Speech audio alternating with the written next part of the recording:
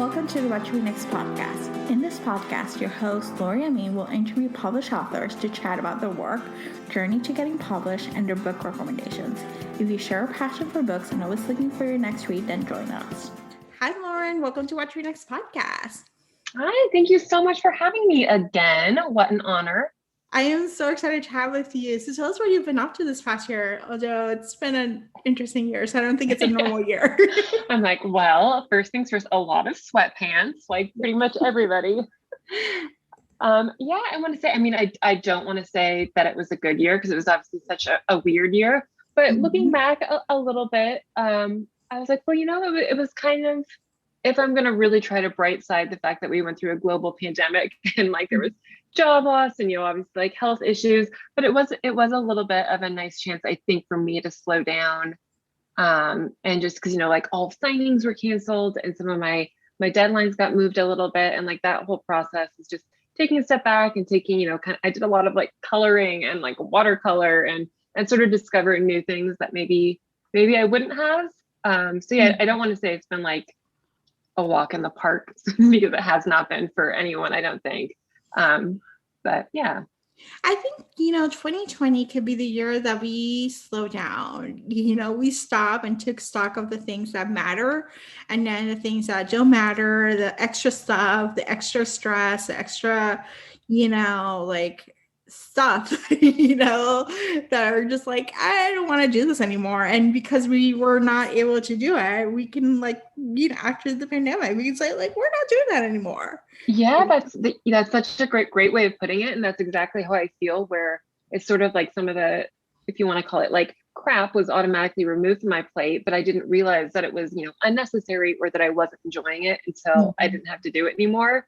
And so it is fun, kind of finally coming out of this pandemic a little bit, thinking like, okay, we all get to pick and choose, how we want to spend our time and who we want to spend it with. So it's, good things, I think, even though we had to come through some not so great things. Yeah. So tell us about watercoloring and coloring. Those are fun hobbies to pick up. They are. Yeah. My mom is super artistic. So she's always been into painting and she's really good at watercolor, and she's always trying to like woo my sister and I into that area. And we did not get her artistic genes. I mean, I guess if you can't like writing, but in terms of the visual arts, not so much. So it caught me by surprise when I had like this craving, I think, maybe probably like April, May of last year, right in the thick of things, where I just wanted to like make something pretty or put on classical music with a candle and just sort of like paint or draw or color. So yeah, I started with coloring because it's so easy and I've always kind of liked that. But eventually I'm like, okay, I guess I'm gonna try to watercolor, and I've been teaching myself to draw. And long story short, I went from having like maybe like one pack of markers and a coloring book to I now have two. We call them my art carts that are like in the bedroom. And we live in Manhattan, so our apartment is tiny and we do not have room for art carts, but I have art carts now. This is my new reality and my husband's. I love this so much. And, reading To Start With Love, she's a painter. So she is, I have to think that's where it came from. I've never in my life thought like, oh, I'll have like an like artistic heroine really. And yeah, I'm sure a lot of it was what Gracie, I think, does in her art is really what I wish I could do in mine. And I'm very far off from that, but it was probably very aspirational on my part. That's such a good point. I hadn't thought about that. Yeah, the when she watercolor was like, oh my gosh, that's what Gracie does. Yeah. It's so funny. I honestly had not really made that connection until you just said that. But I'm sure those are connected. Maybe it's just like, you probably, did you write To Start With Love during the pandemic? Or? I did. Yeah. So that explains quite a bit. So maybe it's a subliminal message. You're like, this is what I would like to be, but we're gonna make this like hide emotion, hide ambition. It was probably like I was really frustrated because I was like trying to do like a little sketch that didn't work out. I'm like, well, maybe I'll make a character that can do it better than me and at least pretend that I did it in a little way. Yeah, I love this so much. So let's chat about To Start With Love. Like, what's the elevator pitch? And then we'll chat about it because I read the book and I loved it. So. Oh, thank you. That's always so good to hear. And elevator pitch. So the easier elevator pitch is that it's sort of my take on the movie You've Got Mail, which was actually based on the movie The Shop Around the Corner, which was actually based on this Hungarian play called Perfumery from way back when. So it's a version of that story, which is essentially two people that are very antagonistic in their real life. They're business rivals, but what they don't know is that in their sort of offline life, in my case, a dating app, they're actually falling in love over there. So it's this really, really fun combination of Gracie, the heroine, she's falling in love with the guy that she only knows as Sir, and that's the guy in the dating app. And then in real life, she's got this jerk, Sebastian, who's, trying to put her out of business. And of course, we readers know the entire time it's the same person, but the book is really about that whole journey and discovery. Yes, and it was just like a fun journey and discovery because first of all, the app reminds me of Lowest Line because they don't see pictures. They're like, so it's a very pre-pandemic show that we watch, and it's like we fall in love without seeing a picture. And then there's the real life situation where he's like, I'm trying to trying to buy out your lease, which is such a New York thing. Like, we're trying to move away from the small business and get the lease, the lease. Exactly. Yeah. It's not the store, it's a lease. It's a space that we want, Yep. And it's funny you say that because when I was writing this, and obviously one of my huge concerns, and I love the movie You've Got Mail, but I wanted to make sure that this was, my version and I wasn't stepping on Nora Ephron's wonderful work. And I was like, well, how do I make it so it's I need some sort of business rivalry. And yeah, it was the second I had the least thought, and I was like, of course, like he wants the space, because you're right, that is a New York thing. Like real estate is gold. So that's funny you picked up on that, because that was a tricky part of the plot for me. And the second it clicked, I was like, yes. Yes, I love this. I actually love like how the relationship built, like with the text messaging happening, and then the real life, like how they bounce back. But the relationship was progressing as it comes, and then there was a tension, the discord, and it was like, okay, we're gonna get together, So how do you plot it out to have that, kind of like two storylines, happening at once that are making sense? It was actually, I will say it was very difficult. And I've had the story in my mind, I think for a while, probably just because I love You've Got Mail so much. And the whole premise, just the idea of two people falling in love and not knowing that they already know each other in a different capacity, that has just wonderful tension already built into it. So that's exciting. But in terms of planning, I think I knew from the beginning, like, oof, this is going to be a doozy. And the hardest part really was sort of the pacing of it, because you want to be rooting for Gracie and Sebastian, right? As that, because that's sort of that's the in-person romance. So we're seeing them actually on the page together. You want to root for them, but at the same time, you don't want Gracie to betray Sir, because it's the same person, because you want her to like basically be kind of equally in love with both of them. But then in romance, that's sort of a no-no, right? Like you've got to have feelings for one person. So balancing that was a challenge. And I think my editor helped a ton with that. Probably the first draft, that was my biggest concern when I turned it in. And it was just, it was playing with little tiny pieces of it. And I think it's those text message conversations that are in between the chapters that really sort of helped, because they didn't all have to be these really like deep emotional exchanges. Some of them were, they would talk about like her cat or favorite flavors of ice cream or whatever it may be. And I think kind of the fun part there is you, by the end of the story, because you have all those little tiny exchanges that seem insignificant, when they're put together, you get the sense, okay, these people know each other. Like they've connected on the big level and they've connected on the little level. Which really, I kind of hijacked your question. How did I plan it? I don't know. It took just like a lot of trial and error. But yeah, it was basically just writing and then like, oh, that doesn't work, and oh, that didn't work, and oh, we're moving too fast, or we're not moving quick enough. So a lot of practice, basically. I love this. And so this book is a return. It reminded me of the prenup because it's super, super slow burn. Like so slow burn, but it pays off in the end. And I so do love my slow burn. like, I don't know, I absolutely adore it. Like, it was just like, I love the prenup, which we can talk about this because I love that book so much. But To Serve with Love is like, it just reminded me of the beats that I love of the prenup. And I was like, it works. Like, I'm fine with just kissing. Like, I'm fine with like not having to go through it because the slow burn pays off in the end, you know? And it is. And I know in the taking out the steamy scenes is always such a tricky topic because that's how I got my start. And some readers, they really love that. And I'm definitely, I would never say that I'm never going to write those again because those are fun in their own way. But there really is, to your point about the prenup and then this one as well, there's something so kind of like delicious about keeping them apart for so long. And the payoff is so good. So yeah, I really, it's been a newer direction for me, but it's one that I definitely want to keep exploring because they're much harder to write, but in a lot of ways, I think they're more rewarding as well.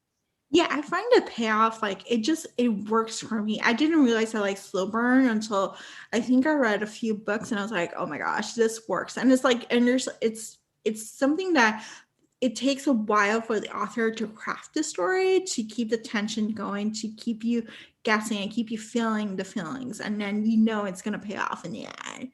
And so you're doing a great job. And I will keep reading your slow burns because they're great, delicious tension. And they remind me of like rom-com movies, which is like what I love. And that's like my first love is, the Nora Ephron's, like the Sleepless in Seattle. Yeah.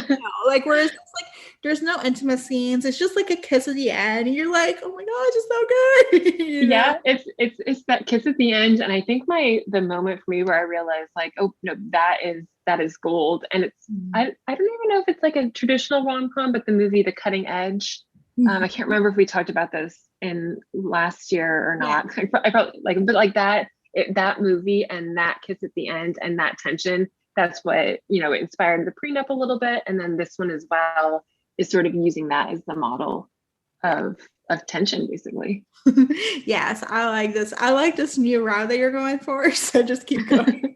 Thank you. I'm glad I have at least like one person. Like I said, it's a big departure. So I'm like, I hope someone comes with me on this new journey. Yeah, I think so. But I think you're gonna find a new audience. Like that's the beauty of it, because there's a large audience of romance readers or non-romance readers who are looking for rom-coms, who are looking for like a reminder of like what the rom-coms are, like we watch in the 80s and 90s, and so I think there's a market there, and there's like a sense of like, like people like slow burn, like they like the tension, they like the stuff, and it doesn't have to always have an intimacy.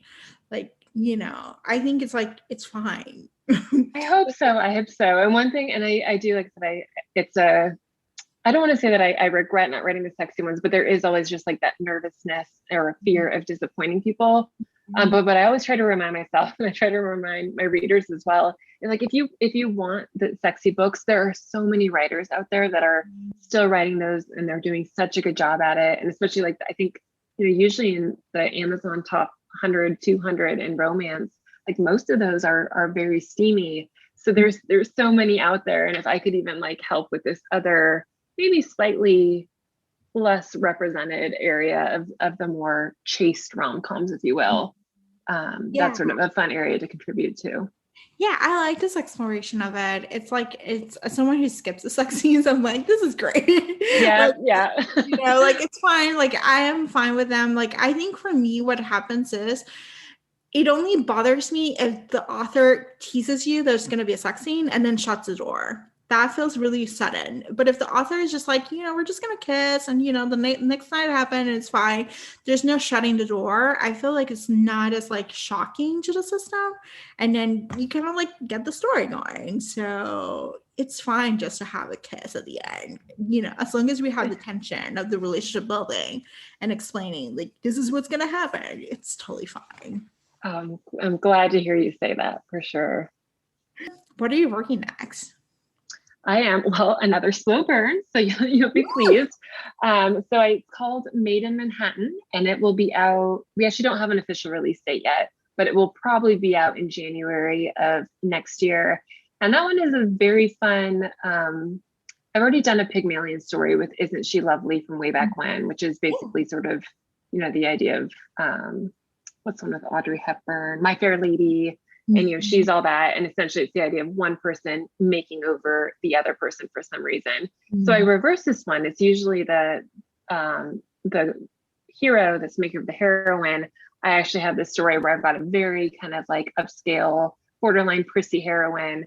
And as a favor to her grandmother's friend, she has this very like rough around the edges guy. He's from Louisiana. He does not like New York. He doesn't really fit into New York. But in order to take over the company, he has to sort of be like made over in this model and figure out how to get around the boardroom and the New York social scene. So it's a lot of, like shopping scenes and like her going to like parties with him and them kind of like bickering back and forth. And then the fun thing about that one is I thought it was going to be very much that Pygmalion story. And then what happened is he actually, the hero's name is Cain. Cain actually, I think, ended up teaching Violet more than she taught him, just in terms of life and like letting go a little bit. So that was one of those fun stories where I had this very like clear plan and I was so excited about it. And then I started writing it and it was I think it was better and more nuanced than I even planned on, which is always nice when that happens. It doesn't always. So that was sort of a fun story that wrote itself in a different direction than I thought, but I'm very excited about that one. Oh my gosh. I love when a hero gets a makeover. Like, it's just like so fun. And I do too. Many of those, but I'm all for it. I'm like, get him a makeover. Let's do a makeover scene. Yes, especially because then you almost get sort of like two sides, like whichever type of hero you like, whether it's like the bad boy or like, the more like buttoned up, you kind of get a little bit of both and you get the heroine's, reaction to like, oh, yeah, he looks different. And just those moments are very fun. Yes, I love this. So what do you love about writing about New York? Because your stories are New York based, like they're reflective. You live in the city, but your love for New York is like so it's like patented there. Like it's just there. Like it's like New York, I know. Yeah, I do. I feel like I'm a broken record with this, but I always joke that it feels like a character. And I never mean like, oh, how are we going to fit New York into this book? It's just such a vibrant city, and it's obviously a huge city, and it just, if you're trying to set something here, there's so many nuances about like, we don't usually have, like nobody has cars and like nobody drives. So there's like the cab and the subway and all those kind of dynamics, as well as just the sheer amount of people, which means you can sort of have a lot of built-in conflict there. But I think it's the energy. I know that's a little bit of a cliche response, like a big city has energy, but there's just something about it that sort of, it feels very alive. Even just taking the dog out at 11:30 last night because she decided that's when she needed to do her business. But it's like even 11:30, like there were people out, and there were like cops chatting on the sidewalk, and like two cars, like people, windows roll down. People, well, they were kind of fighting, but still, it's just there's always something happening, and I think that's just sort of an attractive quality that makes its way onto the page. Mm-hmm. Yeah, I love New York. I miss New York. I love reading your books. And there's a couple authors who get New York right. And I think it's because it's like there's an energy about living New York, about living the people, the community, the amount of stuff to do, how to get there, like, even just like the share, like, okay, you're at a cross town, like you go to the park, or you're in Central Park, or you're in this place. And it's like, it's just, there's energy that I don't think you can compare any other place. Like, I think New York is like its own beast, It is. Yeah. And it is. I mean, I can't imagine. Well, I moved here right as I was beginning my writing career, but I don't know that I would ever even try to take on setting a story in New York, not having been here, because it is just sort of like not a tricky city, but it is little things like you said, like getting cross town, or like the fact that like Central Park is literally like this big park between the east side and the west side, and you can't really drive through it very easily. It's knowing all those little tiny things, and then the things that can happen, getting them across the park, that you don't really know until you've done it. Yeah, or avoiding Times Square. Exactly. Oh yes. Yep. Like little things like avoiding Times Square, because New Yorkers won't go to Times Square unless they run to a Broadway show, and that it may just stay away from Times Square, the proper Times Square. They might just go to the side streets. Yep. Yeah. We live right by Times Square, and we always joke we will walk 10 blocks uptown or downtown, it doesn't matter, just to get around Times Square. Even if it means that we walk further, you're actually going to get there faster because you don't have to go through how it is. Like, it's basically a mob. It is. If you can walk around it, that's a good thing. You can walk around it. You can go 9th Avenue. Like, 9th Avenue is good. 8th Avenue is like a little weird. Like, it's so like too much touristy left over. Like there's certain streets of like, okay, there's a lot of tourists here, so you just avoid them. I don't. Yep. Exactly. So, and I think that's the energy of living in New York. Like, like you're living there for long term. You're not going to be like, it's not just like a one time I'm going to cram every experience possible in a weekend, so I think your characters reflect that idea. Like, I live in the city. I'm part of it, and now allows me to experience New York City as a New Yorker, not just as an outsider. Right. Yeah. It's not all about the Empire State Building and Statue of Liberty. It's sort of the like, where am I going to buy my toilet paper and pick up my prescription and those little realities of life. Yeah, the joint reads and the bodegas. Yeah, exactly. Well, and even using the word bodega, I'm always like, most of my editors live here as well, and the copy editor and the proofreaders oftentimes. And we're like, do we use the word bodega? Because that's what the character would use. But if you don't live here, like, maybe I didn't know when I moved here that it's basically like a kind of a little tiny grocery store. I know. I just read a book, the Morgan Matson new book. It's set in New York, and it's like the cat bodega. It was like basically a New York trip for overnight. And it was like so nice to feel like I'm just like listening. I'm just another New York character as the main character of the story. As someone who's no longer living in New York, I miss it. So any books that have that, I'm like, yes, give me all the Duane Reads, the bodegas, and all, all the fun tidbits, the soul cycles, like, soul cycle in other places, but still it's the New York stuff. Yeah. Awesome. So you're writing some a lot of retellings in some ways, or reimagining rom-com movies and stuff. Do you have like a trope that you enjoy reading or writing? Reading, so many. I have so many. Actually, someone in my reader group recently asked this, and I finally came clean, and I don't think I do this very often because it's such an kind of embarrassing admission, but I really love amnesia tropes, and they're just not done very often. And I don't know if they've just gone out of style, or like maybe like, because this is probably back in the 90s, early 2000s when I was reading them. And I don't know if science has maybe just evolved a little bit more since then too. And like, we know that amnesia is actually very rare, and like we know more about it. But I loved, again, like I'm big on those tropes that have the built-in conflict, and the idea that someone would wake up and not know who they are, and the things that you can build a story around, like I love those, and I can never find them, and I'm not brave enough to write one, but that's kind of like my dirty little secret in terms of tropes. And then writing, I would say, I do really like writing friends to lovers, and that used to be very much my favorite trope to read as well. The idea of best friends falling in love. The one thing I always am kind of careful with there is that those are a little bit hard to be unique from book to book, because they're sometimes it feels like there is only so much you can do with that particular plot line. Like, they've known each other forever, and now somehow they need to find out they're in love. So I like to write those every so often, but I make sure too that I don't overdo them so readers don't get sick of it. I love this. So I do have some recommendations for amnesia plots. So yes, bring it on.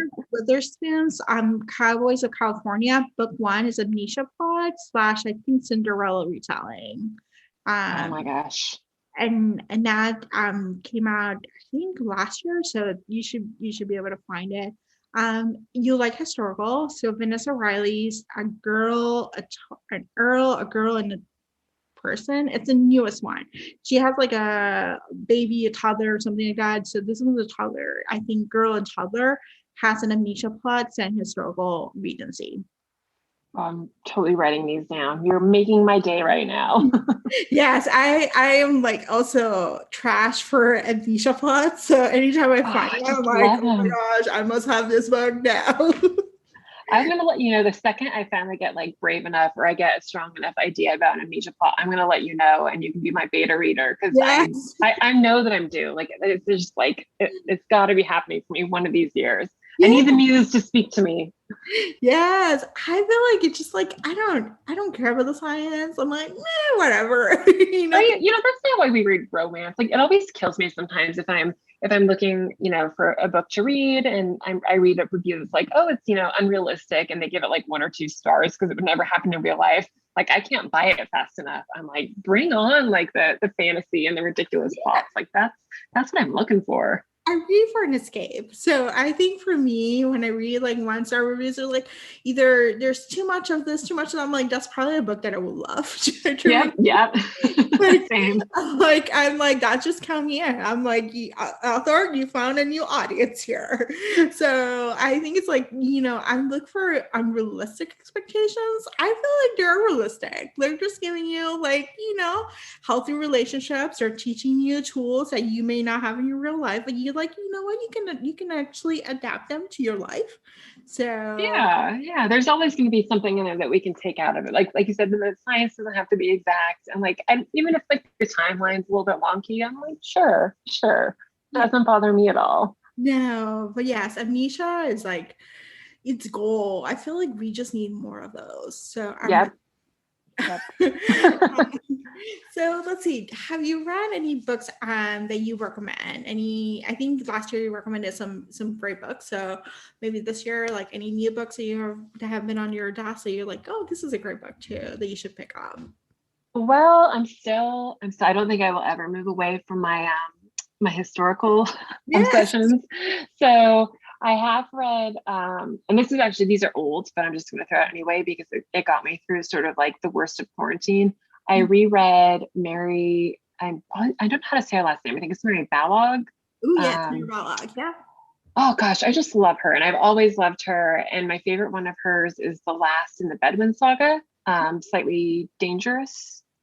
I believe the one with the blue cover. Anyway, so that's like always been like I think it's in my top 5 romances of all time. It may even be my top. I've read it 100 times, but I realized I'd never actually read. He's the oldest brother. The Duke is the hero in that one, and he's the oldest brother, and he has all these siblings that play a fairly substantial role in the book, and I'd never actually read their stories. So I went back and I read the entire thing, and I think I binge read it in like less than a week, and they're 6 books and they're really long, but those were fun. And those are 2, they're sexy, but she's very unique. She writes sex scenes, but she also has this kind of a slow burn somehow. It's like magic. I love her. And then also Evie Dunmore. Mm-hmm. This one, I always feel bad when I recommend books that aren't out yet. It won't be out until September, but her latest one is Portrait of a Scotsman. Mm-hmm. And it was outstanding. And I'm always excited for her books, and she's, in full disclosure, she's a friend. But this one, I even told her, I'm like, oh, like I don't as much like the kind of like the bad boys and rough around the edges heroes. I really like the uptight, proper dukes. Yeah. And so I wasn't sure if I was going to love this one, but she nailed it. Everything about it, the chemistry, the hero, the heroine, the setting, you know, sort of the subplot. Can't recommend that one highly enough. What else? I recently read, not recently, it depends what you call recently, Shipped by Angie. Yes. That one I was actually asked to quote for. And I was happy to do it, but it was also like at a really like busy time. And I was telling myself like, okay, you know, I'm gonna have to read just like a chapter a day to make sure I can get it to them in time. And I just dropped everything and I read the entire thing in a day. Mm-hmm. So that one was good. And yeah, I will say, I know this is a mostly romance blog. I've been doing a lot of nonfiction, just because that's sort of my other passion, and braiding sweetgrass. And gosh, it's actually Bill Gates' latest one. It's how to avoid climate change. I've been big into the planet lately. I'll just put it that way. Yeah. So anything sort of in that area. That's been mostly my to be. That's my red pile. It's nonfiction and historical. I love this. I think, well, historical is getting a resurgence thanks to Bridgerton. So, I'm really excited for all of these like new I am audiences. too. Like, I did not realize there's some books here. So I'm like, yes, there is. So you can see the scripts. So it's been fun to look for other hidden gems. Like, actually, that's one of my tasks this year is to look for authors that are often overlooked, but then like they have series that are whole historicals, and you can dive into that. So. Yes. I I, probably recommended it last time, I'm guessing, because I love her. But Vivian Lorette is yes. one, and she is like, she's made USA Today, so she's definitely like out there in the world, but she's one I don't see people talking about her books as much as I want them to talk about her books, because I think she is just outstanding, like mind-blowingly good. Yeah, I read her Tarzan reimagined because who would think Tarzan in Regency or I don't even know Victorian era, whatever era it is, but I'm like Yeah. Tarzan. And I was like, oh my gosh, this book it's a makeover. He gets a makeover, Yeah. So yes, I love this. Oh, so Lauren, where can we find you? So I am always on my website. I'm not really doing the social media thing right now, in all honesty. But yeah, follow me. You can follow me on BookBub, follow me on Amazon, my website, where I have a pretty clear, easy link to find for newsletter, which is the easiest way to get release day notifications. And I've actually recently launched a reader group. So it's not through Facebook, but it is a reader group where I put sort of my regular updates and like we have discussions about the books and I do behind the scenes. And like that's where I do all my like Q&A for questions like book recommendations and writing process.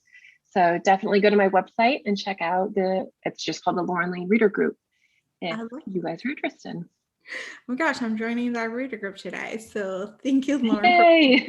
Thank you, Lauren, for being on the show. Yes, thank you again for having me. I was just looking at the clock. I'm like, oh my gosh, how did that much time pass already? Always a pleasure to chat with you. If you enjoyed this podcast, feel free to share with friends, subscribe, rate, and review the show. This is the easiest way to support the podcast. For book recommendations, author interview archives, and other fun book resources and tips, please visit watchrenextblog.com. The Watch Read Next podcast is part of the Frolic Network. To discover new shows to listen and love, please visit frolic.media/podcast. Thank you so much for listening and have a great day.